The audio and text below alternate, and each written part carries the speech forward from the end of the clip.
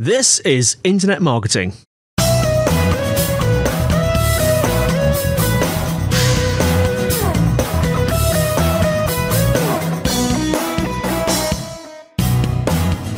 Brought to you by Site Visibility at sitevisibility.com. This is Internet Marketing. Now, before we start today, we have a request. If you are really enjoying what we do here on the Internet Marketing Podcast, then if you could, please leave us a review on iTunes or your podcast app, of course. That would be fab. It really helps us to grow the podcast and ensure we bring you great marketing tips and advice each week. Now, today I'm joined by Shama Hyder, keynote speaker, author and founder and CEO of Marketing Zen. Shama, how are you doing? Doing well, Andy. Pleasure to be here.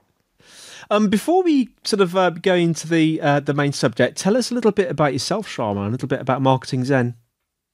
Yeah, absolutely. So started the Marketing Zen group about 8 years ago as, it's funny to even talk about it that way now, but arguably one of the first social media marketing agencies in the world, just because it was so very new. But yeah, so I'm founder and CEO of the Marketing Zen group, social media marketing, digital PR firm, author, keynote speaker. I guess I wear a lot of hats, serial entrepreneur. So it's never boring around here, that's for sure. I know speaking is quite good fun, isn't it? Do people laugh at your jokes? Do you tell jokes when you speak like I try and do? I think I'm particularly funny. See, but I do try to entertain when I speak, just because I think edutainment is sort of the future in general. And of course, when people are at conferences and I'm keynoting, and they've got these huge conventions or trade shows or whatnot, you've got to make sure that you keep their attention. So yeah, I think it's always good to find ways to you keep things light and moving. Yeah, and I think people learn more when they're happier and laughing, don't they? I certainly think so. So let's talk about your book. I'm interested in what drove you to write this book, The Zen of Social Media. I mean, are there any other books on the topic you'd recommend as well? Sorry, I've asked two questions in one go there, which is what I usually do. Let's start off with what drove you to write the book first. Yeah, so I've got two books, The Zen of Social Media Marketing, which is in its now 4th edition, and Momentum, which just came out this past summer. And, the funny thing about the Zen is both the books I wrote out of need. So when I wrote the Zen, it was because no book existed at the time that was tactical, that was a primer for people to get started. So there were books that were I say books, but there's maybe one book out there at that time. It was very theoretical. Yeah. Great book, just very theoretical. And I wanted to, people kept saying, where can we go learn more? And obviously running an agency, there's just audience of over 1 million people that read our content and subscribe and so forth. So that there was nothing I could refer people to say, hey, go check this out. And it's a great starting point. So I essentially created that starting point as the Zen of Social Media. It started as an ebook. It got picked up by a traditional publisher. I never thought that it would go as far as it has, or that it would be used as a college textbook to teach social media in college classes. Yeah. So it's been quite a journey. And then, a few years later, I felt like there was now this other shift happening, which people really need to talk about, this kind of overwhelm of marketing, right? And how did they thrive from that? How did they sort of make sense of all of this? And hence Momentum was born, which is Momentum is a more strategic look at principles that are sort of, changing this ecosystem that we live in and affecting it in a profound way. Yeah. So both those books were really derived from me and what I felt like was missing in the marketplace. Now, so you wrote these two books. I mean, and you mentioned that the first one was like the landscape was quite bare, and you were probably one of the pioneers of writing a social media book. But I mean, there's quite a few books around now. Are there any that particularly resonate with you? Any that you'd recommend? Yeah, I mean, there's just so much good content. I think one of the books that continues to be a good sort of go-to is The New Rules of Marketing and PR by David Meerman Scott. I mean, there's so many amazing books. That's just what comes sort of top of mind. I'm interested in, we talk about social media. There's quite a few social media platforms, but I'm particularly interested in things like sort of Pinterest, Instagram, Snapchat. And I'm just wondering how smaller, perhaps the more sort of niche businesses can incorporate these sort of apps into their social media marketing. Yeah, it's really important, I think, to start with goals. It's so key to make sure that we look at what are you trying to accomplish and then look at the network that gets you there rather than saying, hey, there's this platform. How do we force the message on there? Do you have any good examples of businesses that are sort of using social media in a particularly effective way, Shama?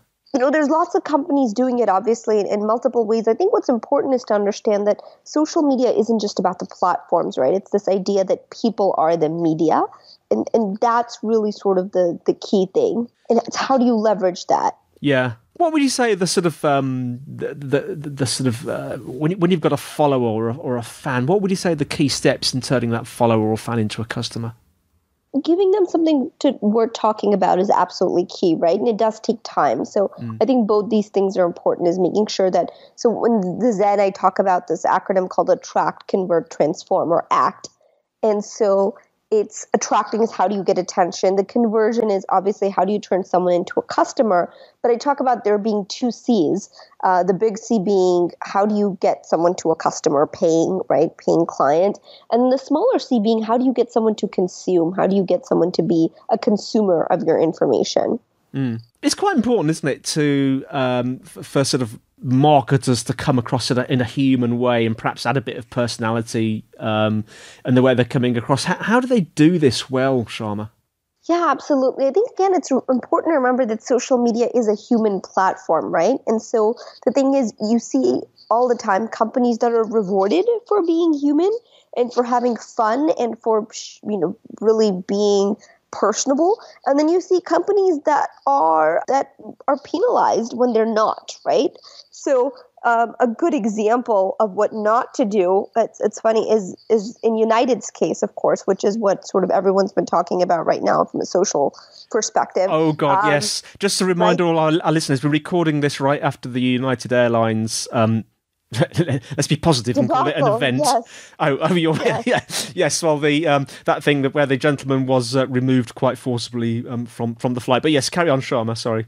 Sure. No. So it's two things, right? It's the incident itself, which of course I'm sure details will come out and so forth. But it's the response to it, and the response the CEO gave, for example, through social and so forth, was considered very mechanical. It was corporate. It was it wasn't acceptable, right, to people.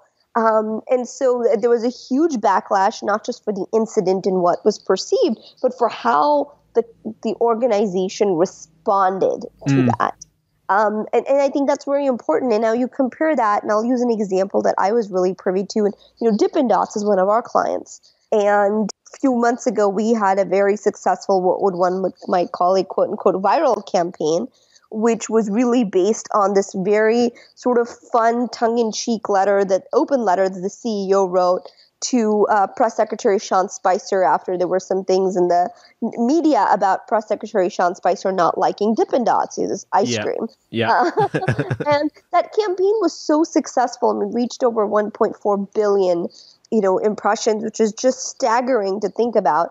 But I think the reason it did so well is because it had personality, right? That's sort of the question. It was human. It wasn't just a company giving a stoic response. It was showing that, yes, we get it, and there's people behind the screen names. And, so I think that sort of transparency that everyone keeps talking about, when you can see it in action, not only is that very sort of gratifying, I think it's rewarded in the social sphere.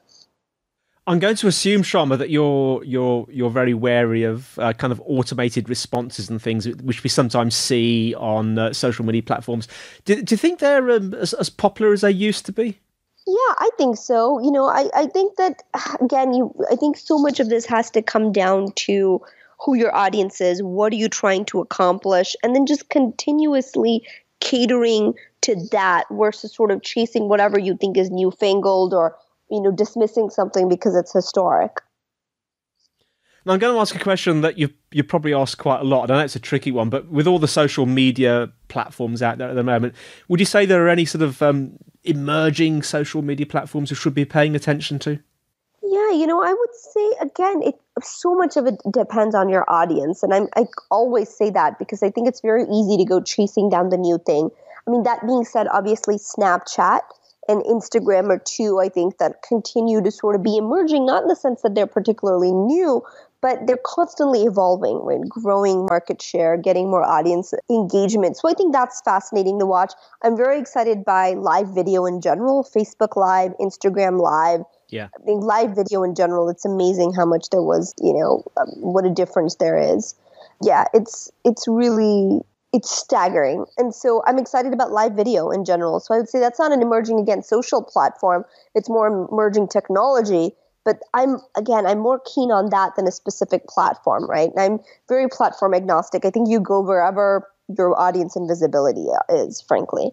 The other thing that I would mention is that it's so important to, again, look at your audience. Like if you're a B2B company, business to business, LinkedIn is still one of your best platforms.